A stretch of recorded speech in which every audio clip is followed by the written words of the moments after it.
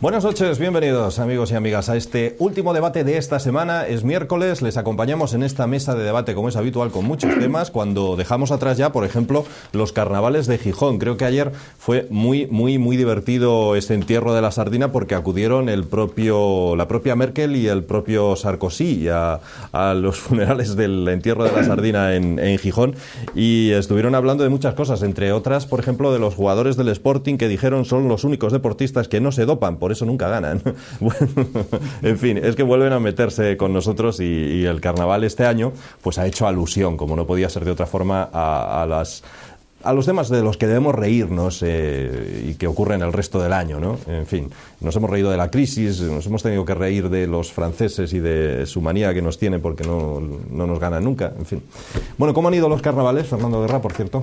Pues yo nunca voy a los de Gijón, bueno, nunca no, desde hace muchos años, porque voy a los de Ciudad Rodrigo, el Carnaval del Toro. Ah. No, oye, como dice un amigo mío, tú, donde esté una corrida que se quite el fútbol, y digo yo, ¿y los toros? Y los toros. No, el Carnaval del Toro. Antes de nada, oye, mucha risa con el Sporting de Gijón, pero vale más estar de los últimos en primera que de los primeros en segunda B. Ya. Eso lo tiro así para que lo coja, que lo coja, ¿no? Ya. Bueno.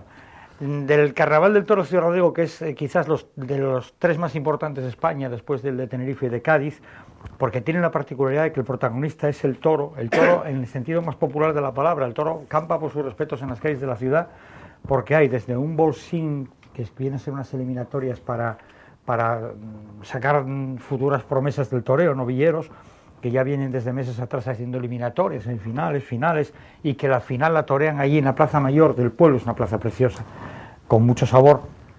Hacen encierros por la mañana, pero no como Pamplona, que el encierro dura 2 minutos, acaba, no, ahí el toro no lo dejan entrar, entra, sale, hacen capeas nocturnas, festivales en el que están las principales figuras de la tauromaquia, y todo esto donde el público pues va disfrazado, hacen también un concurso de disfraces en la Plaza Mayor, un desfile de carrozas, un pregón. Abrigo, ¿no? Porque en esta época debe hacer un frío allí. Sí, rasca, sí. Y eso que hizo un sol espléndido. Además, lo peor es el cambio de temperatura, porque entre lo mucho que se bebe, que estás caliente por dentro y caliente por fuera, y a las 8 de la tarde, entre las 7 y las 8 hay una caída de 10 grados en la temperatura, en una sola hora. Estos días que estaba soleado, podíamos estar a 0 grados, no bajo cero a las 8 de la tarde. Y a las 4 estar a 15 o 16 sobre cero. Entonces sí, acá reventado con los labios, pero ahí la gente, lo peor es el botellón, se está adueñando de todo, está sustituyendo los festejos populares que dieron lugar a la fiesta. Botellón. Lo estoy viendo que en las piraguas lo que menos cuenta son las piraguas, en el Sella, en las fallas lo que menos cuenta son las fallas, es el botellón, en Pamplona lo que menos cuenta son los encierros, y la gente está ya... no me quiero alargar, pero la vida media del corredor de encierros ha subido muchísimo en estos años porque los jóvenes, que es los mozos, que eran los que tenían que correr, están durmiendo la moña que cogieron hasta las tantas de la mañana. Y aunque lo van alargando, ahora es a las 11 en Ciudad Rodrigo. Las cogidas, los que corremos y tal, estamos ahí entre los 40 y los 60. Cuando debería ser entre los 18 y los 38 bueno, así. De todo eso que nos cuenta hay fotos, porque ya sabe que cosas enseguida aparece todo. Sí, eso... Con pinchar carnavales del Toro Ciudad Rodrigo, ahí aparecemos unos cuantos, unos mejores, otros peores, unos corriendo con cara de susto como nosotros y otros corriendo con... ¿Y hay anécdotas o curiosidades también en esas cosas? Sí, hay muchas, mira, por arrimarle el asco a mi sardina. Un día mi madre viaja mucho con el Inserso por Europa, por España, y un día me llama por teléfono, cojo el móvil, ¡ay hijo, qué pasa mamá! ¡Ay hijo, estoy en el sanatorio, ¿qué te pasa mamá!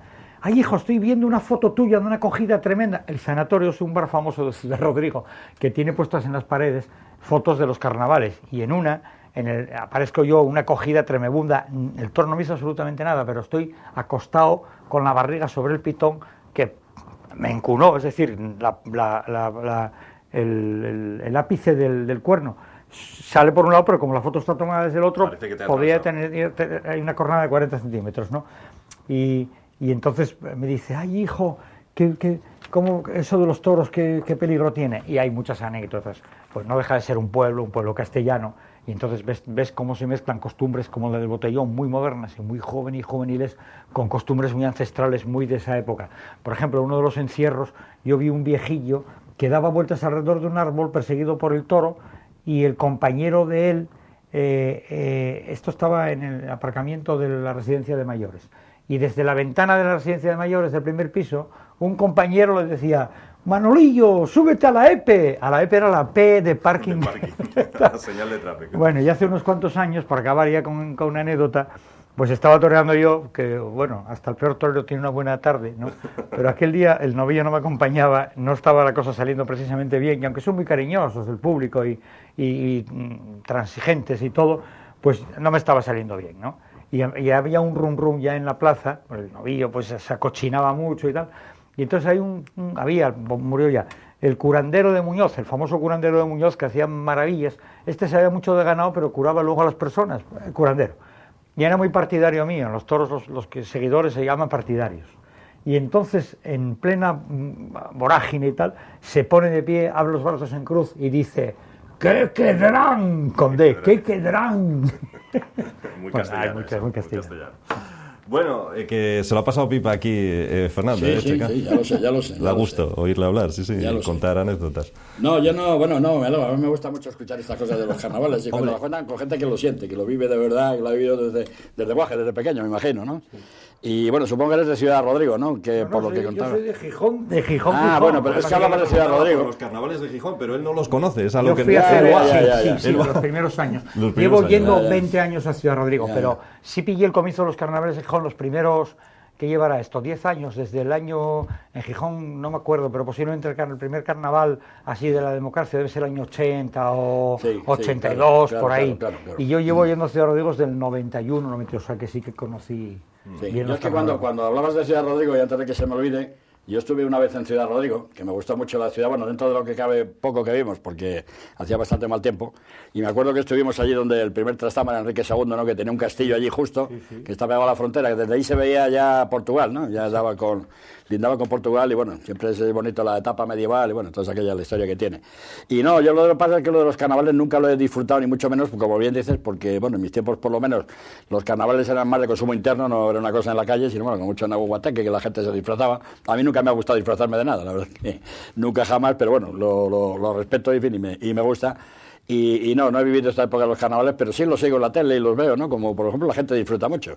Es una pena, es verdad, lo que dices del botellón, de que efectivamente, pues hombre, a ver si podían hacer por lo menos el carnaval y luego ya el botellón más por la noche, ya más tarde, más hacerlo y disfrutar un poco. Pero bueno, no sé, de todas formas esto no hay que lo pare, vamos. Que digo yo, Checa, que unos han ido a correr delante de los toros y otros delante de los policías en Valencia, ¿no? Que han puesto de moda otra vez el color morado valenciano, dicen. Porque morado por los golpes que se llevaron algunos, ¿no? Bueno, lo que pasa es que, bueno, ahí está bien esa introducción, en la que efectivamente, además yo es que creo que hay gente, y no me refiero exactamente de muchos de los que han corrido en Valencia, sino yo creo que hay mucha gente que si no corre detrás de los guardias, es decir, no está siempre a la contra, es incapaz de crear nunca nada, ¿no? Y por lo tanto le viene de maravilla el estar siempre contra algo, ¿no? La cuestión está contra algo, no crear nada y luego de lo que se crea, pues ya se encargan ellos de destruirlo, ¿no? Porque son, como decía alguien, como la energía, ni se crea ni se destruye, solamente se recolocan nuevamente, que decían de determinadas gentes. No, yo en el tema de Valencia, si queréis que entremos ya en ello, la verdad es que, le decía a Víctor ahora a la entrada, que igual que el tema de Etarra me saca de quicio, ¿no? Con lo de la ETA es algo que no soporto, quizá porque la violencia no me gusta nada, cuando es la violencia casi siempre de una parte o más o menos. Y las explosiones sociales de este tipo son muy preocupantes porque pueden empezar y nunca sabemos cómo pueden terminar, ¿no? Hace muchísimos años que no había una cosa como la de Valencia en España. Menos mal que ha quedado allí reducida, esperemos que se vaya a solucionar de alguna forma. Quizá han podido tener una cierta parte de culpa unos y otros, pero bueno, a medida que vamos viendo datos y más datos, realmente la policía, bueno, pudo cargar a lo mejor excesivamente, que no lo sé. Aunque hoy estaba leyendo que, en fin, el comisario jefe que hay allí, bueno, es lo que es.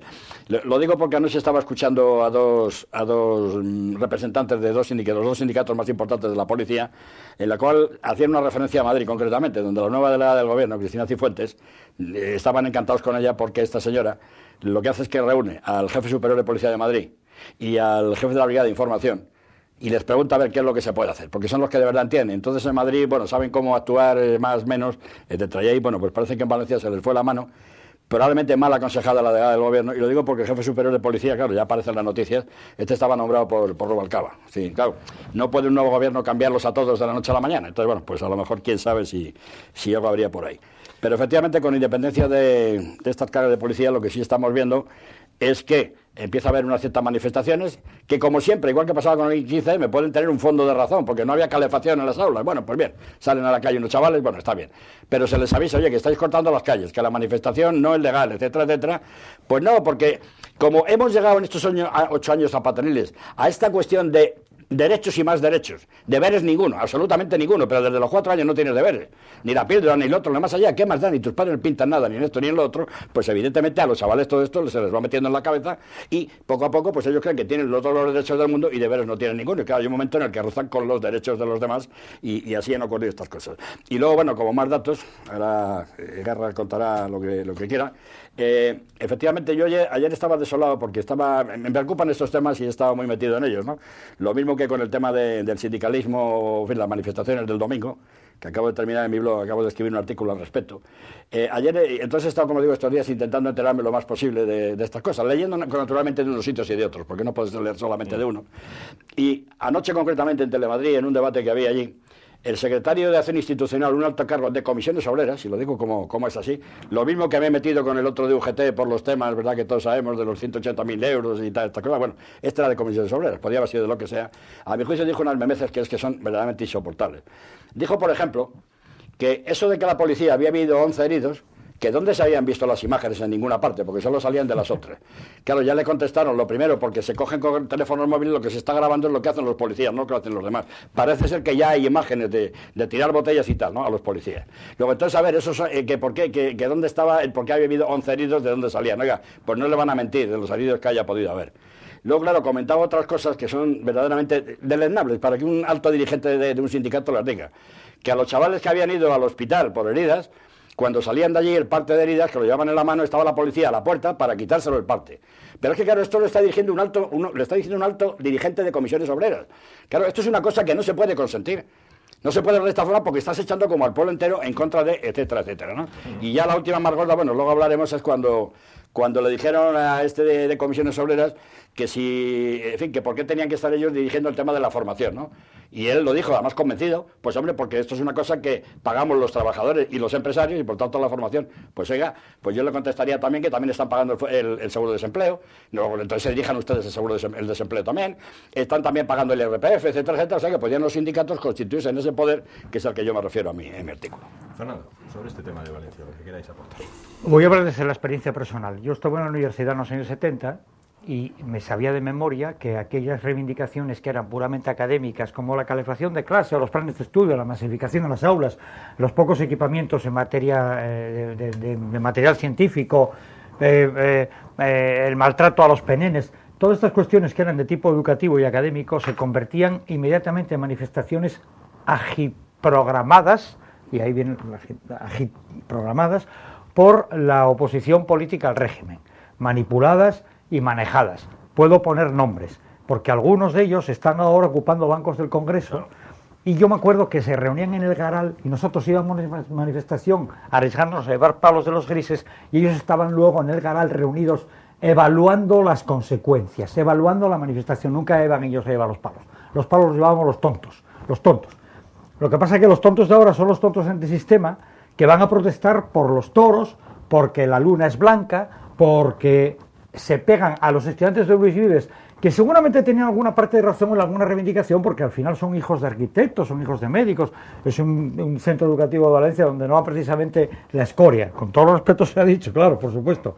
Es decir, que sus reivindicaciones parecían absolutamente lógicas, a ellas se han aprovechado al caldo gordo de esta manifestación estos agitadores profesionales antisistemas, y lo peor del asunto no es que ocurra esto, que ya se cuenta con ello y que la policía debería tener bastante frialdad manejándolo, o sus jefes o sus responsables manejándolo, porque los que ejercen el monopolio de la violencia deben ser moderados en la ejecución de la misma, deben tener la cabeza más fría que los que la promueven. Pero aparte de lo que dijo Checa, de que la persona responsable estaba puesta por el gobierno anterior, lo más triste de la historia es que una diputada socialista que se llama Leire Pajín, que no conoce nadie por anteriores actuaciones, diga que esto es motivado por la política de becas del Ejecutivo, cuando la política de becas del Ejecutivo actual que hay es el del gobierno al que ella perteneció largo y tendido.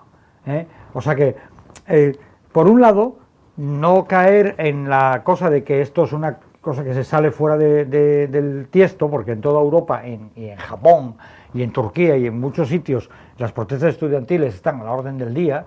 No tenemos en España las movidas antisistema que hay cuando se reúnen estas cosas de la globalización y los grupos antiglobalización, que están organizados perfectamente en guerrillas semimilitares. Sé de lo que hablo, otra cosa es que no lo diga al detalle, pero sé muy bien de lo que hablo, cómo se organiza estas cosas técnicamente. Hay verdaderos expertos en agitación, cómo fabrican los saltos, es decir, movimientos para dispersar a la policía, y cómo luego esto, en vez de ser contrastado por la opinión de los diputados de cualquier grupo político para reconducir la situación, no, se utiliza como arma arrojadiza contra los que tienen la responsabilidad política del momento. Datos: de los 23 detenidos, ninguno era alumno de Luis Vives. No entiendo qué tiene que ver el pedir política de becas con quemar mobiliario urbano, que al fin y al cabo va a salir del bolso. Bueno, va a salir del bolso de los padres de los chavales que hacen la bronca. El jefe del sindicato de policía tiene 27 años y está estudiando formación profesional. No sé qué tipo de formación. O sea, puede que sindicalista sea muy bueno, estudiante muy malo. Muy mal, porque con 27 años está todavía en FP. ¿De quién, el sindicato de estudiantes de la zona, sí, tiene 27 años y está haciendo FP. No sé qué curso de FP, si primero. O ha repetido muchas veces eso. En fin. Pero sí que hay un problema, y una vez dicho esto, que puede sonar un poco más retrógrado, un poco más...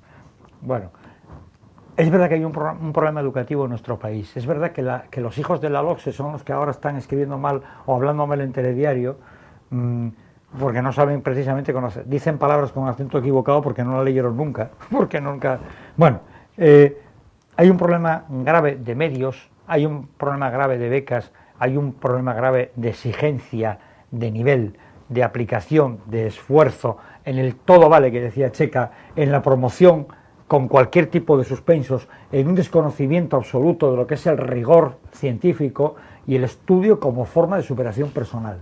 Entonces, si encima un partido político o un grupo de ellos están utilizando políticamente a cabezas cuadradas que lo único que saben es pegar patadas y quemar cosas en la calle, lo más sangrante es que el Parlamento, que se supone que tienen que tener diputados que se llaman sus señorías unos a otros, deberían serlo, además de llamárselo. Mira, yo voy a leer un párrafo, es muy corto, lo digo porque está, vamos, recientemente hecho sobre el artículo este sobre el sindicalismo, en el cual, y más o menos en la idea que también decía Guerra, yo digo que la herencia recibida del gobierno bicéfalo Zapatero Rubalcaba, no nos olvidemos, digo lo de bicéfalo y lo repetiré 1000 veces, porque es que Rubalcaba se quiere quitar de en medio y no, que no se quita de en medio, que está ahí y estuvo 8 años ahí metido en todas estas cosas. Evidentemente puede que esté detrás dirigiendo muchas cosas, que sabe hacerlo muy bien. Él siempre tirará la piedra, esconderá la mano, como ha hecho toda su vida, ¿no? Y tal, pero bueno, puede estarlo. Digo que es pavorosa, ¿no?, la herencia recibida, con unos elevados índices de endeudamiento, déficit y otros, pero sobre todo de desempleo, con un paro que dobla, y esto no hay quien lo entienda, cómo podemos doblar la media de la Unión Europea, este país, y que en términos juveniles, con la mitad de sus jóvenes sin trabajo. Es verdad que a todo este movimiento que pueden hacer quienes lo hagan y quienes lo organicen, es verdad que hay un pozo de razón en el sentido de que todos estos jóvenes que están viendo que sus hermanos más mayores no se colocan o se tienen que emigrar y marchar, y ellos están en secundaria, están en el bachillerato y tal, están viendo que no tienen tampoco nada que hacer, etcétera, etcétera, todo eso bien trabajado y bien motivado, pues puede hacerlo. Ese pozo está ahí. Pero que no olviden que la herencia que ha quedado de donde ha quedado, que han sido 8 años, que no han sido 2 días, han sido 8 años por lo menos. Quizá también gobiernos anteriores tuvieran sus posibles culpas. Y luego, claro, enlazaba yo todo esto, por no citar la decadencia total y absoluta de este país, que ya no solo es la cuestión económica que se las trae, sino la decadencia en cuanto a valores, esfuerzo, rigor, orden, deberes, educación, sentido de unidad y vertebración territorial, política exterior, todo esto que son imprescindibles para recuperar paralelamente a resolver los problemas económicos. Estamos metidos en un meollo en el cual, y esto le pediría sobre todo al Partido Socialista Obrero Español, que es el gran partido español, aunque haya caído bastante en estos momentos, que fueran bastante responsables y que se pusieran al lado del gobierno en todas estas cuestiones, me refiero a lo de tomar la calle. que es un tema gravísimo y peligrosísimo, que cualquier día puede haber no ya solamente heridos, sino cosas más graves, y entonces veremos a ver cómo se terminan. Y que este país podrá salir si todo el mundo más o menos colabora con una línea y con un esfuerzo, pero que claro, aquí siguen mirando la mirada exterior de los mercados y de toda otra serie de organismos viendo, bueno, qué está pasando en España, porque claro, todo esto se magnifica mucho. Yo he hablado con gente de fuera, de Francia, de Alemania, de Estados Unidos, en el sentido de decir, por ejemplo, lo de juego del Garzón, no, les parece, bueno, que es una barbaridad lo que se está haciendo aquí. Oiga, yo se lo he explicado, entonces han entendido, pero digo, claro, la ETA no digamos, ¿no? Parece que son independentistas vascos, cuando son asesinos redomados. Si se lo explica lo entienden, pero claro, las imágenes que ellos ven son distintas porque están viendo las imágenes de la televisión. Y entonces bastante tenemos en esto.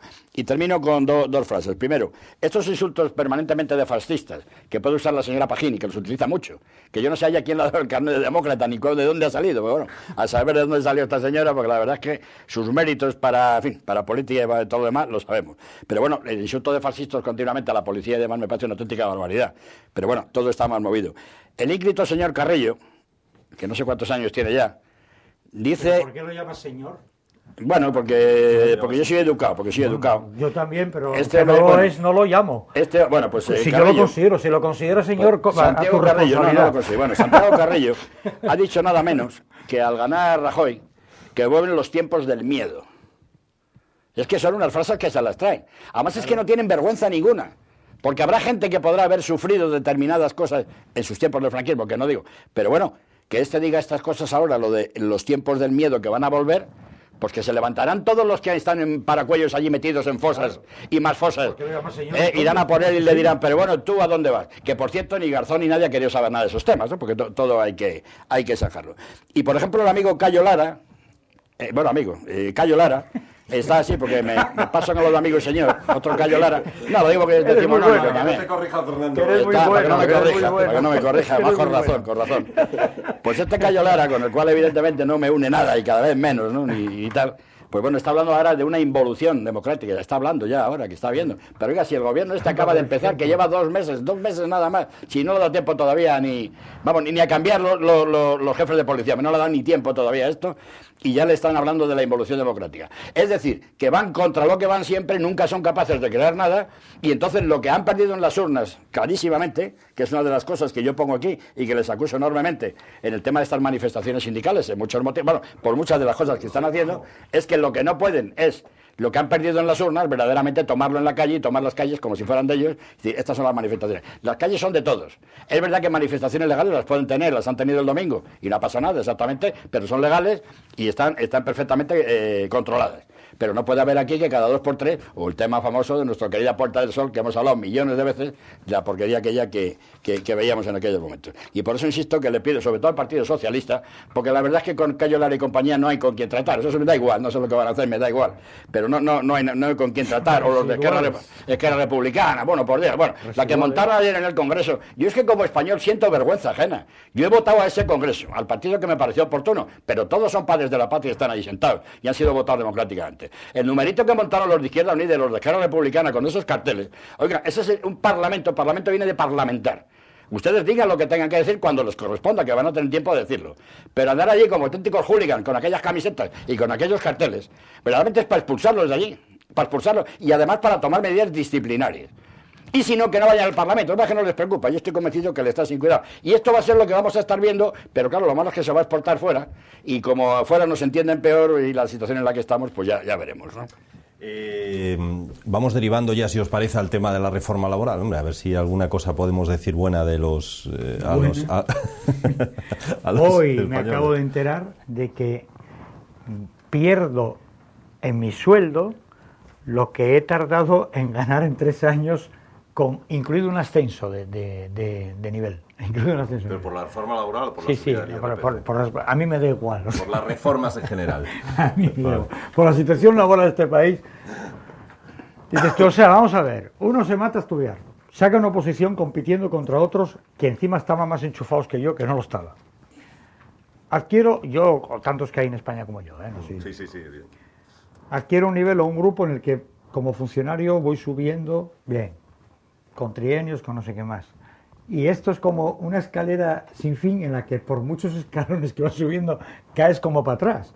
¿Por qué me entero de que con el dinero que yo pago para un paro que nunca voy a disfrutar, porque los funcionarios del paro no vamos a la calle por armar alguna o sigues tu vida laboral sin cobrar el paro.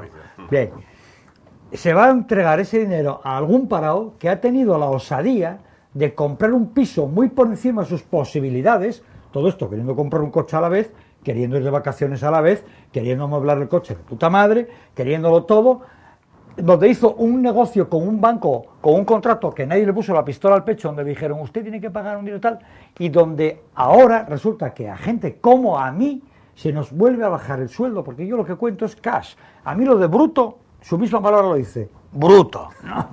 No, yo hoy me entero de que me van a quitar entre 18 y 35 euros al mes, no sé, de que la reforma laboral, no entiendo yo nunca que si lo que facilita es que el empresario despida más gente, eso aumente el empleo, sino el desempleo. Efecto boomerang. Pero como estamos en la corrupción del lenguaje, donde al proceso de rendición con la ETA se le llama el proceso de paz, al proceso de rendición con Gran Bretaña se le llama un entendimiento con el tema de Gibraltar, donde a los cabrones que hay en el Parlamento, no todos, se les llama sus señorías, y donde ahora se llama la reforma laboral, cuando lo que se trata es laminar una parte de la clase trabajadora en beneficio de una banca que va a tener una serie de beneficios, que nos ha echado a la crisis porque ha especulado pura y simplemente una noche en la que cayó Madoff y Standard & Poor's y toda esta gente y tal, que ahora están mandando en Europa, porque la situación es la siguiente, y voy a dar sobre un economista no me atrevo, pero desde mi punto de vista, Europa fue el único lugar del mundo donde después de la Segunda Guerra Mundial no se hizo el capitalismo salvaje con esa zona. Se hicieron con Hispanoamérica, con África, con Asia, con no sé qué, donde no cayó el comunismo, pero Europa se transigió por aquello de la tradición de 2000 años de decencia, entre comillas.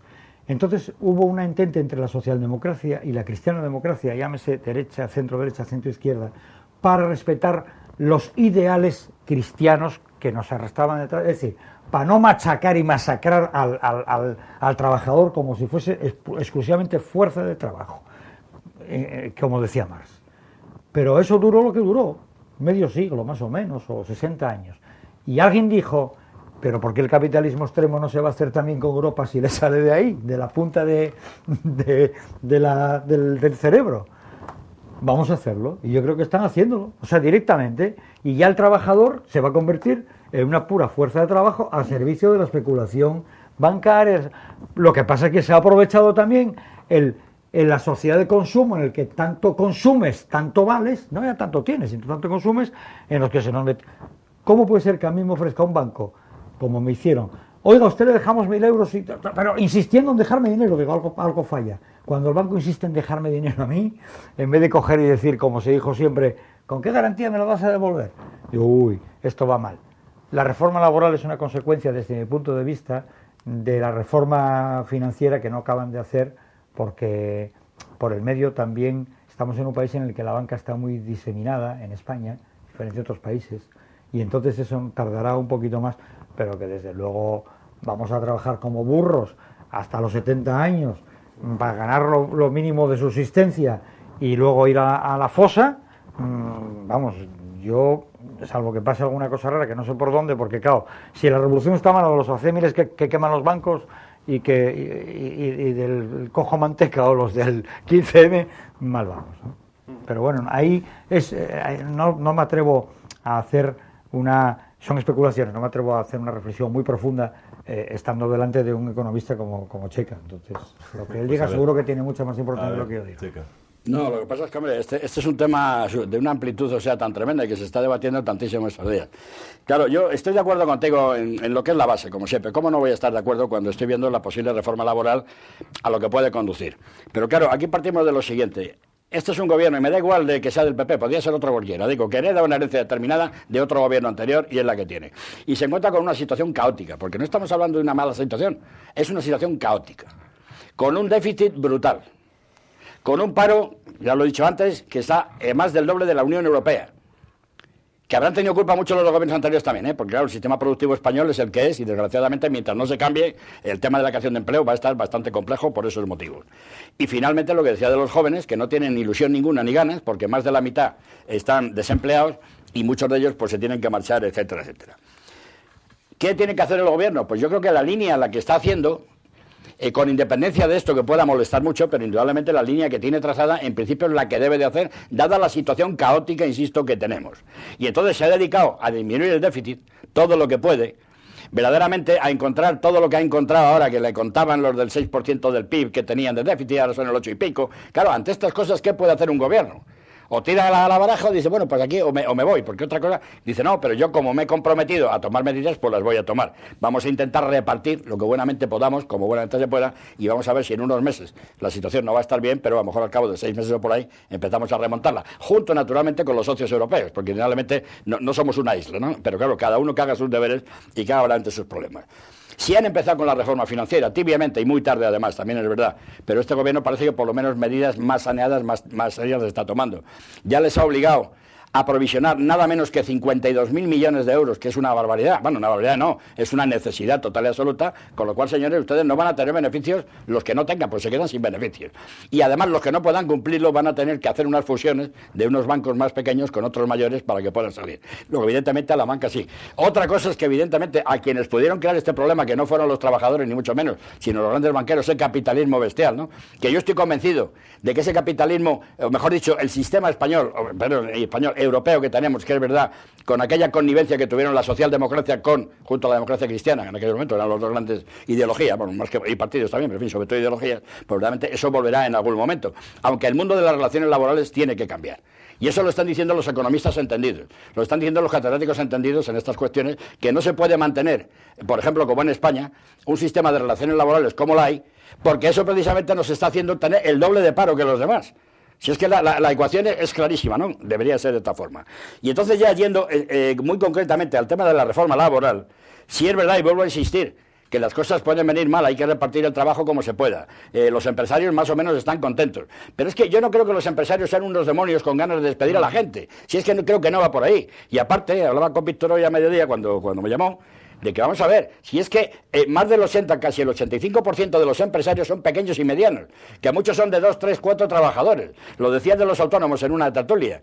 Dice, oiga, en esa empresa nos juntamos 3 que somos íntimos amigos. Lo que pasa es que uno lleva corbata y cuello porque es un poco el gerente. El otro va de mono y el otro va de chándal, ¿no? Pero somos los 3 iguales y lo mismo. Y vamos a nuestra pequeña. Y estas son las pequeñas empresas. Luego, lo que pasa es que tienen que tener la facilidad, no de despedir ya, no exactamente de despedir, sino verdaderamente de poder movilizar, de poder hacer una movilidad funcional y tal, de poder, naturalmente, bajar el salario en nuestros momentos, porque va a ser necesario. ¿Pero por qué va a ser necesario? Porque si no, las empresas no aguantan. Y luego, claro, hay una cuestión, además de esta, que es la cuestión claramente del crédito, que eso sí que los bancos, mientras no funcione el crédito, es decir, hay dos partes, que simplificándolo mucho, hay dos partes. Una, que ha sido lo de la reducción del déficit, a base de sacar toda la porquería de vida y por haber. Porque claro, las barbaridades que se han hecho y las que quedan todavía, pero insisto que es del otro gobierno.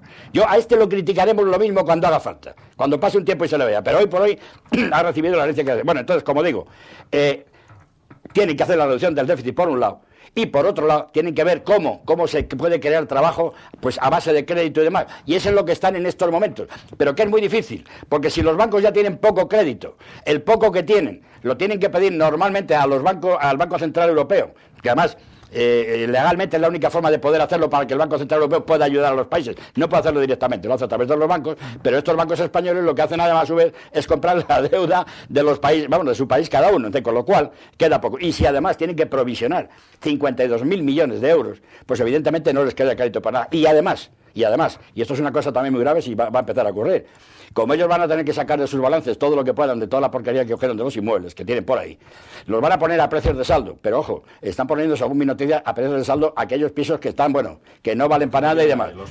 Los invendibles los están dando, pero además con el agravante, y este es el grandísimo agravante, es que el poquísimo crédito que te dan es para que les compres sus propios inmuebles. Si tú quieres comprar otros no te dan, no, yo te doy crédito, pero para que compres los tuyos. Bueno, veremos a ver cómo interviene. Y bueno, esto es más o menos el lío montado que es el que vamos a ver. Yo introduciría, aparte de eso que me parece correcto, un elemento que es la competitividad. Bueno. El trabajador español El esfuerzo que hicieron los alemanes con la reunificación, el esfuerzo que hizo Japón cuando estalló la burbuja, aquella famosa burbuja inmobiliaria, que cuando salen de una se meten en otra porque tienen un problema grave de financiero, y cuando salen del problema financiero se meten en lo del tsunami con la cosa nuclear, y una crisis nuclear de la que están saliendo, ¿no? Y en España la competitividad, es decir, a ver a quién consume más. Estamos hablando antes del botellón de Ciudad Rodrigo. Estos chavales no están buscando trabajo. No están yendo a las tierras, porque, bueno, es verdad, si ellos se ocupasen de los invernaderos, no estarían marroquíes ocupándose de los invernaderos, y los invernaderos siguen produciendo ahora. Porque claro, es muy duro meterse en Almería 50 grados al sol a trabajar en invernaderos. Es muy duro subir a por la madera al bosque cuando hay 4 bajo cero, 5 bajo cero ahora. Es muy duro levantarse a las 6 de la mañana a ordeñar o a dar de comer al ganado.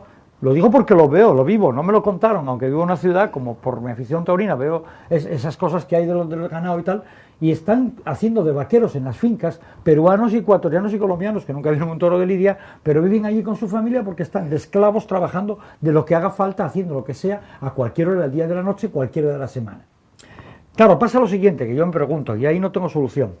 Claro, el dispendio que utilizaba el Partido Socialista o los gobiernos anteriores autonómicos, aunque no fuesen socialistas, con esos gastos que era todo a lo grande, rehabilitamos un castillo y ponemos una avenida delante con unas jardineras perfectas, claro, generaba empleo y generaba dinero, porque contrataban las plantas a una pequeña empresa, de mediana empresa o pequeña empresa de jardinería, que les plantaba ahí los parterres y que cobraban tarde, mal y nunca, pero bueno, iba entrampiándose la cosa. ¿Qué pasa? Que ahora, con la reducción de todo esto, la administración, al ser mucho más rigurosa, no hace dispendios, por lo tanto, no contrata empresas subsidiarias o privadas que se ven obligadas a disminuir su actividad o a desaparecer, aumentando a su vez el paro que tiene que cobrar los subsidios de las arcas públicas. Es decir, es una pescadilla que se muerde la cola. Y la única solución que yo veo es que para salir de estos, aparte de una contención del gasto público brutal, aparte de un rigor en la deuda brutal, aparte de ir pagando los pufos, hacer un poco como hizo el Sporting, aguantar con malos jugadores, porque claro, no puedes comprar otros buenos, y luego te vas a segunda. O dicho en otros términos políticos, nos esperan muchos años de pasarlas como nuestros padres en los años 40 y 50, que era mucho trabajar por un mendrugo de pan y poca fiesta. No, pero yo en esto, bueno, si no te partes del o... queríamos irnos a publicidad, pero si es muy rápido, sí. No, yo va a ser muy rápido porque a ver si hablamos luego efectivamente del tema sindical, que bueno, para eso lo tengo aquí. No, pero es que quería decirte que de lo que se está exponiendo es verdad. Lo que pasa es que hay cuestiones, como todo esto que dices del botellón y que los chicos tal, eso es una cuestión de formación, es decir, esto no puede el gobierno sacar un decreto, no puede haber una ley para la ciudadanía, toda esta historia que han querido meter, que ya está bien, no, esto es una cuestión que viene desde las aulas, desde pequeño, y hay que formarlo de otra manera, como se ha hecho en Madrid, que los educadores son funcionarios públicos, y cualquiera que se atreve con ellos, a ver si se atreven. Hemos vivido un mundo distinto. Cuando los padres te llamaban a tu casa, que viniera tu padre al colegio, bueno, temblabas, ¿no? Y ahora, bueno, ahora es que todo lo que... En fin, y esto mientras no se haga de esta forma... Pero eso sí que va a llegar bastante tiempo. El tema financiero, a ver si los reguladores funcionan, etcétera, ¿no? Pero aquí hay una cuestión muy importante cuando tú hablabas de la productividad y de la competitividad, en que efectivamente, y yo esto leo solamente el párrafo en el sentido de las sugerencias que hago aquí por el tema sindical, que hay que cambiar el modelo y todo lo que estamos viendo, es que hay que entender y colaborar a la flexibilidad laboral. Porque hay que hacerlo, y hay que hacerlo en cuanto a salarios, a productividad, el absentismo, que es otro cachondeo total absoluto, que colaboren también, la movilidad geográfica y funcional, los horarios, los convenios de empresa. No se pueden hacer convenios sectoriales de una empresa que va muy bien y le afecta lo mismo a la que va muy mal. O sea, entonces, estas cosas son cosas tan elementales que ya tenía que haber empezado a funcionar. Y únicamente un detalle, es decir, que ya el ministro Montoro dijo, oye, no sé si fue Montoro, bueno, o el otro, que dijeron que van a pagar a los proveedores, a los que se debe dinero, por lo menos, del tema público, empresas públicas o autonomías o tal. Por lo menos a los públicos, de verdad. Con ese dinero no lo sacarán. Bueno, pues sí, supongo, de lo que le piden a los bancos centrales, te lo dan por el otro lado. No, pues eso, con ese tal, ya lo harán de alguna forma. Y entonces pues se va a pagar a los proveedores de esto, con lo cual van a tener dinero para recircular y para pagar a su gente sueldo, claro. Y tal y cual. Bueno, bueno, no, ya. Han puesto esas plantas tan bonitas que han puesto. Evidentemente. Claro. Yo te voy a decir una cosa, termino, en lo que dices de bajar tu sueldo. Yo en casa tengo también familia empleados públicos. Quiero decirte que sé muy... Hoy precisamente lo estaba hablando, creo que el tema.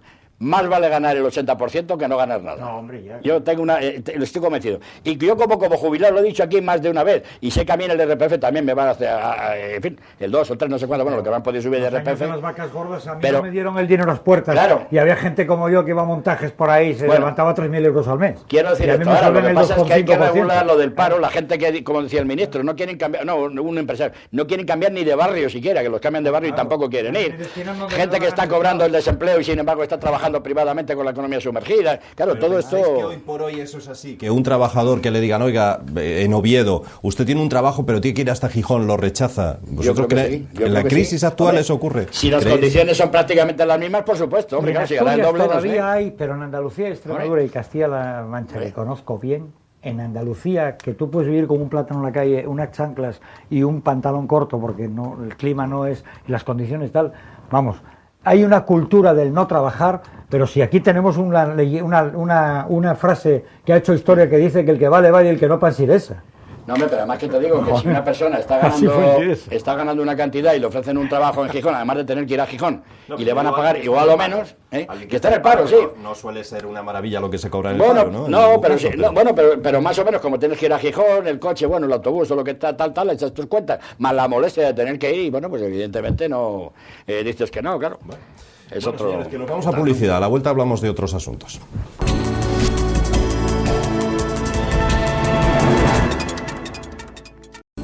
Bueno, pues hablábamos en la primera parte de las medidas, pueden gustar o no, de las medidas que está tomando este nuevo gobierno. Insisto, pueden gustar o no, pero desde luego son numerosas. No hay consejo de gobierno de los viernes del que no salgan 2, 3 medidas de importancia de calado, insisto, y después cada uno puede valorar el gusto por ellas. Hoy, por ejemplo, todavía no había consejo de gobierno, pero sí se ha lanzado la propuesta de la llamada dación en pago para familias con todos sus miembros en paro o en lo que llaman régimen umbral de exclusión.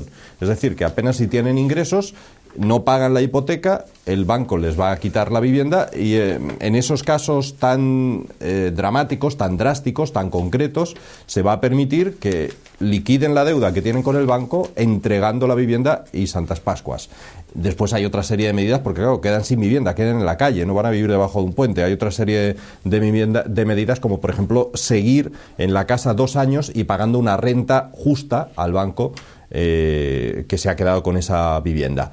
Pero en cualquier caso, al menos eso les permite no seguir debiendo al banco, porque ahora te quitan la casa o el piso y sigues debiendo al banco en muchos casos. No sé qué os parece a vosotros esta medida. Parece de sentido común, en principio por lo menos, ¿no? Y sin mirarla con la lupa todavía. Analizándola un poco más, no sé qué os parece. A mí me parece fatal. A ver. Porque demuestra una falta de seriedad, pero bueno, vamos a ver. Los contratos son para cumplirlos. Yo provengo de una familia burguesa en la que decían, aquí no se gasta lo que no se tiene. Y no te comprometes nunca a gastar más allá de la paga que te damos desde pequeño a los 12 años. Y tú, cuando llegues a un banco con tu trabajo fijo o que puedas hacer frente a un compromiso, cuando te digan si la hipoteca la quieres a una cantidad fija, a una cantidad variable, amárrate a la fija porque así vas a saber, tú no manejas la economía mundial, manejas como mucho la tuya y poco y mal. Así que pide una hipoteca a una cantidad fija porque así tú vas a saber lo que vas a tener que pagar cada mes. Y si te metes en pufos del piso, te quedas en casita en vacaciones para pagarlo, para ir condonando la deuda. Y nada de tener coche también, y nada de marchar de vacaciones, y nada de esto y nada de lo otro, y hay que amarrarse. Y mi generación se pasó muchas horas con la familia en casita viendo la tele porque no podían salir de juerga porque tenían que pagar durante 25 años una deuda de su casa. Otra cosa es que fuese excesivo, pero vamos a lo que nos ¿Pero tú crees concierne. que todas esas familias que han perdido su vivienda es porque lo habían malgastado? Pregunto. No, quizás se metieron en una cosa por encima de... A ver, hay dos partes. Hay una parte que es la situación abusiva del ladrillo, de la especulación inmobiliaria que puso el precio de la vivienda por las nubes y la gente se tiraba, luego la ignorancia de la gente creyendo que por comprar una segunda vivienda es que vamos es una inversión. Una inversión, sí. Espérate, es una inversión, ojo, es una inversión, ¿quién la va a comprar? Los que tienen dinero para ponerse en alquiler se compran una ellos también y van pagándolo al banco. Y el que no, y si lo pone muy caro el precio de la vivienda, el alquiler lo vas a tener que poner muy caro y nadie te lo va a poder también alquilar. Por la mera ignorancia. Es verdad que casi todos los problemas del mundo suelen ser por ignorancia. Pero también es verdad que ahora, en la época de las vacas gordas, Nadie fue al banco a decir, oiga, como me va muy bien, voy a pagarle un poquito más de lo que habíamos hablado, para que no se queme. Y luego al final resulta que los que se quedan en la calle van a tener que ir a una vivienda social mejor que la mía, que la he pagado yo. La vivienda social la voy a tener que pagar de mis impuestos y yo conozco viviendas sociales que están mejores que la mía. De gente que es la historia de la cigarra y la hormiga, que es la historia de la cigarra y la hormiga, que eso va a ser siempre. Y como decía el Tenorio, no hay plazo que no se cumpla ni deuda que no se pague. Si empezamos a tomar por pito sereno los contratos mercantiles con los bancos o con quien sea, o con los seguros, y no empezamos a ponernos serios de que usted tiene que responder por lo que compromete por escrito y yo por mi parte haré lo mismo, esto se va al garete, esto se va a la mierda. Si el policía se pasa dando leña, Valencia, o se queda corto y entonces es la gente la que pega a la policía, estamos en un mundo al revés. Si yo resulta que no hago frente a mis deudas con un banco y luego el banco contrae el crédito porque dice, ya no me fío, porque como lo que he hecho con un particular me va a decir el gobierno que no lo vuelvo a hacer, pues yo ya no dejo más dinero y solamente voy a pedir garantías que sean imposibles de pagar. Tiene que volver todo el cauce en normalidad. Estas medidas provisionales tienen el precio de la vivienda. ¿Qué va a pasar con todos los constructores? Quiero decir, hay un porrón de viviendas en España sin utilizar porque la ley de alquileres obligaba prácticamente al propietario sensato a no poner en alquiler, dejar de ganar porque no había forma de echar a esa gente. No puede ser que España es el país en el que hay más vivienda en propiedad, porque los alquileres eran abusivos, la gente se tiraba a comprar su casa. En Inglaterra, en Francia, en Estados Unidos, la gente vive de alquiler, hombre, hay un 10%, un 12%, un 15% que son propietarios, pero los demás no, porque la vivienda no es una cosa que les quite el sueño. Bueno, quizás en Hong Kong o en Japón, porque la densidad de población es tremenda y hay muy poco suelo. Pero lo que pasa en España con la vivienda, esto es, bueno, ni en el mundo desarrollado ni en el subdesarrollado tiene paralelismos, ¿no? ¿Cómo es eso de que ahora ya no tienes que pagar al banco y vas a estar... ¿Y qué pasa? Que el que no pudo hacer frente al banco ahora resulta que va a poder hacer frente... Mira... Bueno, al banco sí le pagas, le entregas tu vivienda. Ya, sí, le entregas tu vivienda y pagas un sueldo. No pagas aparte de eso más. Las primeras viviendas sociales que se dieron en Gijón, me acuerdo perfectamente cómo fue la historia, las daban a gente que estaba en una situación totalmente precaria por un alquiler irrisorio. Dejaron de pagar el alquiler y no les quitaron la vivienda, porque ¿qué? ¿Iban a echarlos a la calle? Dijeron, pues que siga viviendo la vivienda. Pero eso es no respetar las reglas del juego. Esto es como lo de la ETA. Si son independentistas, no van a parar hasta la independencia. ¿Qué vamos a andar dándole competencias o vamos a darle independencia directamente? Mira, no, hasta aquí llegamos. Esto es una guerra entre, como dijo Andán, entre vosotros y nosotros. A mí me pusisteis la bomba en el coche y yo sobreviví y ahora os declaro la guerra y aquí uno de los dos va a desaparecer. No quería yo empezar con lo de la vivienda y acabar con lo de la ETA, pero son las reglas del juego. ¿Qué pasa si esa gente no paga tampoco el alquiler baratito que tú acabas de decir ahora que con el banco? ¿Los van a echar a la calle? Y vale, van a ir a una vivienda, ¿quién se la paga? Yo. Coño, era lo que pasaba con los Osasuna, que no tenía deudas hace un porrón de años, y el Celta y el Sevilla tenían deudas, los bajaron, hubo manifestaciones en la calle, los pescaron a primera, y el Osasuna bajó porque contenía no fichaba jugadores muy caros, ¿no? O sea que yo me voy a aguantar y con mi dinero vamos a pagar a esta gente cuando yo tengo una casa peor que la que estuvieron disfrutando ellos. Checas. Bueno, vamos a ver, muy rápidamente también. Vamos a ver, es verdad que quizá lo único que pueda tener de bueno, si es que tiene algo, los desastres de un gobierno como el anterior y estar en esta situación, si puede valer de algo, es que precisamente se van a revisar todo lo revisable en estos momentos, que no solo la economía, sino todos estos temas de alquiler, de la vivienda, etcétera, etcétera, bueno, y tantos otros, ¿no? Porque evidentemente estamos ya en la segunda década ya del siglo XXI y claro, el mundo cambia, o sea, no puede seguir con esos enquilosolamientos laborales, lo otro y lo demás allá, y esto tiene que cambiar y adaptarse más o menos al mundo. Y bueno, ya que hablabas de lo del fútbol, únicamente que la burbuja futbolística va a saltar en cualquier momento y falta hace además, y fíjate que somos, yo por lo menos gran aficionado al fútbol, tengo muchas ganas de que salte porque esto es una vergüenza, ¿no? Las deudas que tienen, pero además con Hacienda y con la Seguridad Social y demás. Con nosotros. Sí. Que son las que tienen, porque luego los futbolistas tienen también, pero muchas menos, ¿no? Pero las tienen en contra y verdaderamente, pues bueno, van tan felices por la vida. Y da igual las manifestaciones callejeras que puede haber si un equipo baja a segunda, baja. Porque el Real Oviedo bajó a tercera cuando lo bajaron administrativamente y se acabó. Y hubo manifestaciones, pero bueno, ni caso. Bueno, pero yo tampoco me quiero ir por el otro lado. Hombre, yo a lo que dice Guerra es verdad, que los contratos se cumplen. Pero yo también lo que creo, y no me refiero porque en este caso haya que ayudar en todo la vida y por haber.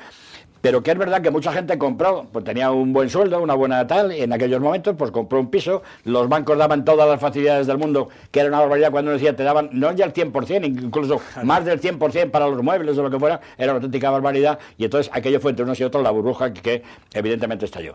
Pero sí es verdad que ahora esto de la dación yo he visto que es una medida pues bastante tímida del gobierno, que quiere por lo menos, no sé, animar un poco a una serie de personas que deben de estar verdaderamente decaídas y muy mal, y hacerlo de esta forma, que tampoco es una dación por las buenas, bueno, aparte que si dan la dación esta, tienen 2 años para hacerlo, es para la primera vivienda solamente, no para esa segunda sí, a la que tú citeas, que estaban todos los miembros están en paro, etcétera, etcétera, pero claro, esto va a tener también una repercusión bancaria.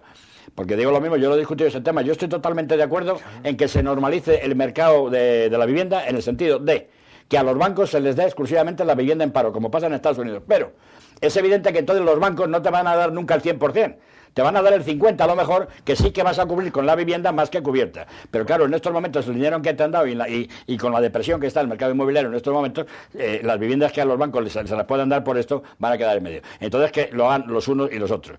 Porque en Estados Unidos efectivamente está muy claro, uno de los sitios más notorios, ¿no? La dación tal. Cuando uno no puede pagar, le da el banco la vivienda y se acabó la historia, no se preocupa de más. Me parece muy bien. ¿Pero cuánta hipoteca te ha concedido ese banco? Pues no más del 50% a lo mejor, con lo cual cubre y esto puede ser. Porque claro, también hay que tener en cuenta... Y un detalle, las fluctuaciones en Estados Unidos son pequeñísimas, es decir, no cambia la cosa de repente de subir el precio de la vivienda como subió aquí un 30% en un año, o sea, allí las subidas que hay al año en la vivienda, pues puedes fluctuar de un 1 a un 2%, pues las viviendas ahora están costando aproximadamente el doble que en los años 60. Por eso yo citaba que cuando el ínclito expresidente del gobierno, cuando decía que era un problema global y tal y cual, sí, hay un problema global financiero que nadie lo discute, pero es que hay un problema porque cada país tiene sus problemas económicos específicos y España los tenía, como es esta inflexibilidad laboral, como es el tema de la vivienda, toda esta burbuja que se fue montando, y esto en España es donde más ha repercutido. Por eso tenemos el doble de paro que en los demás sitios, entre otras cosas, ¿no? Entonces todo esto pues tendrá que ver. Y claro, lo mismo que a los bancos les podemos atacar todo lo que se quiera, que no lo discuto, porque todas estas barbaridades que hicieron, y cuando ves a los gerentes y directores generales que se marchan de rositas con unos con unos planes de pensiones maravillosos, desde que esto es una vergüenza, ¿no? Cómo pueden conseguir estas cosas. Hombre, yo también en este aspecto defendería a los bancos en el sentido de que digan los bancos, oiga, las reglas del juego eran las que eran. No me las puede usted cambiar a mitad de partido, las reglas del juego. Cámbienlas cuando quieran y digan, de este momento las viviendas que se vendan serán dadas en dación. Pero lo que está hacia atrás, pues están con las reglas del juego que se pusieron en ese momento. De todas formas, hombre, ¿cómo no me voy a alegrar de que haya familias que algunas los deben de estar verdaderamente pasando mal, que puedan salir de esta cuestión, que eso está claro que nos hagamos? Pero evidentemente la cuestión de la seriedad es que los contratos son para cumplirlos. De esa lo sabía. Quedan, 5 minutos. Sé que Fernando Guerra está deseando hablar de Urdangarín, que es lo que le toca cada vez que viene a la tertulia. Hombre, en esta ocasión está justificado, porque estamos a 3 días, ¿no?, de las declaraciones de Urdangarín. ¿Qué crees, Fernando? ¿Que va a entrar a pie o en coche? ¿Le van a dejar entrar a pie y que le vea todo el mundo? ¿O le van a meter por detrás en un coche para que no lo vean? ¿O qué? Voy a empezar con la última frase con la que acabó Antonio Checa. No hay plazo que no se cumpla, ni deuda que no se pague. La frase del don Juan Tenorio. Claro, que además viene muy a cuento hoy que es miércoles de ceniza, ¿no? Bueno, debería tener un juicio justo. Eso implica que no tiene que haber linchamientos mediáticos antes de ser condenado en firme. Es decir, debería entrar como cualquier persona con la presunción de inocencia, con la cara alta y por la puerta grande, sin que le insultasen ni le aplaudiesen. Y una vez que la sentencia fuese firme, ir a la cárcel o quedar en libertad o pagar lo que corresponda, al margen de que sea o deje de ser nada más que un ciudadano español. Porque la ley es igual para todos. ¿Qué nos dice la realidad? Que es muy terca porque se impone. Que la movida mediática va a ser tremenda porque se va a pagar una foto del tío entrando ahí, pues porque el morbo de la gente, porque si la gente como yo le importase un pito ver a Urdangarín o no verlo entrar en la cárcel, si yo estas cosas ni las veo, pues nadie pagaría mucho por una foto, no habría bronca y bueno, pues sería una cosa normal como cualquier delincuente. Por estar cerca para poder insultarle. Pero cuando pase, yo miro también la otra parte. Va a haber, supongo, una lucha de influencias y de presión tremenda para poder meterlo camuflado Yo no sé si en el camión de los sándwiches congelados que toman en el tren, ellos van a entrar, puedes hacer una película sobre eso, ¿no? No, bueno, no, dijeron, no, el juez dijo que no, que tenía que ir como los demás y tal, ¿no? Sí, pues claro. No, yo en esto, como muy rápidamente, como resumen, lo hemos hablado más de una vez. Lo que pide no por los Dangarin, primero el secreto de sumario, que debe ser absolutamente indispensable. Y tienen verdaderamente que tomar medidas en el Ministerio y el Consejo de Poder Judicial, y bueno, donde corresponda, para que los secretos de sumario se guarden. Pero a todos, ¿no? Pero no, a todos, absolutamente a todos. Y que alguien sea el responsable de que si sale el secreto del sumario, pues se va a enterar, ¿no? Evidentemente. Porque en el primero, en cuanto que tomen medidas con alguien determinado, ya verás como los secretos del sumario ya no se van a filtrar de la misma forma. Y en segundo lugar, la presunción de inocencia. Otra cosa, claro, la presunción de inocencia, con todo lo que aparentemente está saliendo, pues es tremendo. Pero bueno, yo no me quiero meter más porque evidentemente el hombre tiene sus cosas. Y yo no solo decir una cosa al hilo con esto cuando decías, estaba recordando a nuestro gran tenista Nadal, al cual apreciamos todos mucho, yo creo que lo queremos mucho, no solo por gran deportista, buen chaval y estupendamente, pero claro, cosas que van saliendo. Pues te enteras de que cobraba 1 millón de euros a Televisión Española para que además que acababa el partido a los primeros que les daba la noticia. Oiga, pues yo en una televisión pública no le pago nada, me da igual, ya me dirán el resumen. Pues se pagaba, no había ningún problema, se paga 1 millón de esto. Están televisando la Champions y tal, pues oiga, son unas cantidades que una televisión pública no se puede permitir. Se cumplen este jueves 31 años del golpe de Estado del 23F. Telegráficamente, ¿qué recuerdo tenéis de ese 23F? ¿Dónde estabais? ¿Cómo estabais? Voy a parodiar un poco a nuestro compañero Carlos Novoa, ¿no?, que pregunta sobre esos temas. ¿Dónde estabais el 23F? De disjockey poniendo discos en el Jardín 2 y solamente había 2 clientes, que era Manolín Fernández, que fue director del Noroeste y de la Hoja de Lunes de Gijón, con la que entonces era su novia, con la que luego se casaría y después se divorciaría, Mercedes Teleña. Y me acuerdo que uno de los hermanos propietarios de esa uno de los grandes hosteleros de los hermanos Corsino y Fernando, vinieron porque lo habían oído en el bar, en la radio. Y entonces me acuerdo perfectamente que me dijo, Corsino dijo, y está bien eso, que haya muertos no, pero estas cosas, para meter a los políticos en vereda, está muy bien que yo os den un susto y tal, yo muertos no quiero, pero ya era hora, porque tantos muertos de ETA. Me acuerdo que fue exactamente la frase. Yo quedé totalmente escandalizado, porque yo entonces estaba en una teoría política mucho más allá y radical. Y en ese momento estabas pinchando música. Estaba pinchando discos, para ellos dos, porque no había nadie más. Cambiarías inmediatamente y empezarías a poner... creo que era un jueves por la tarde, hacia las 6:30, algo así, fue cuando me lo dijeron. Y entonces el jueves por la tarde abríamos, pero no interesaba y tal. Y entonces, claro, solo por la tarde, por la noche no. Y cuando llegué a casa a las 10 de la noche ya puse la televisión y la radio y todo, y me fue enterando. Y la gente dice... Es que es curioso, porque la historia dice una cosa y la percepción personal mía fue otra. La gente dice que fue la intervención del rey en la televisión la que salvó el golpe. Pero yo, un par de horas antes, escuché, no sé si a José María García o en la tele, no me acuerdo la fuente, que la Junta de Jefes de Estado Mayor, la JUGEM, no apoyaba el movimiento, se desvinculaba y apoyaba lo que decidiese el gobierno o la Junta de Subsecretarios que se había creado transitoriamente. Tengo esa imagen y yo dije, el golpe fracasó. Y eso fue como a las 12 de la noche, una cosa así, 12:30, y la intervención del rey, a lo de memoria, posiblemente había sido hacia las 2:30 de la mañana. Luego me enteré del golpe sobrepuesto, porque yo tenía un hermano en la mili en ese momento que es abogado, es catedrático de Derecho, y estaba precisamente en el servicio jurídico del Ejército, y además fue uno de los encargados de hacer el sumario de Emilio Pardo Zancada, de manera que él ya me contó cosas que ya ahora están escritas, lo del doble golpe que se solapa uno al otro, el golpe de timón a la francesa de Gaulle para imitación, la reunión que se hace en Huesca o en Lérida entre Narcís Serra, el alcalde socialista, no sé si de Huesca o Lérida, un miembro en donde el gobierno paralelo... Yo siempre me gusta que me hagan esta pregunta por una razón, porque podía haber sido un ciudadano que luego me enteraba del golpe, ¿no? Pero es que además hay un detalle muy específico que me ocurrió, sin entrar en valoraciones del golpe, que bueno, ya son más que sabidas, que pudo haber sido un desastre. Trabajaba yo, estaba en Langreo todavía, trabajaba allí y había llamado a mi buen amigo Graciano García, que era el director de la fundación en aquellos tiempos, ¿no? Porque bueno, tenía que hablar con él de no sé qué tema. Entonces me dijo, bueno, vente por aquí, y, bueno, yo salgo a las 6:30, 7 más o menos, te vienes por aquí. La fundación entonces era una fundación pequeñita, no como ahora con todos aquellos, que estaba en una calle que daba a la Plaza de Castilla bajando desde el auditorio. Bueno, la Fundación Príncipe de Asturias. La Fundación Príncipe de Asturias, ¿no? Entonces estaba en aquella calle, y bueno, yo llego allí 6:30, 7 menos cuarto. Y entonces llego allí y empiezo a golpear la puerta y no me abre nadie, ¿no? Lo cual me extrañaba mucho, primero porque, bueno, eran horas que la gente había estado trabajando y sobre todo porque él me estaba esperando. Empiezo a golpear y así estoy un buen rato, no me abre nadie.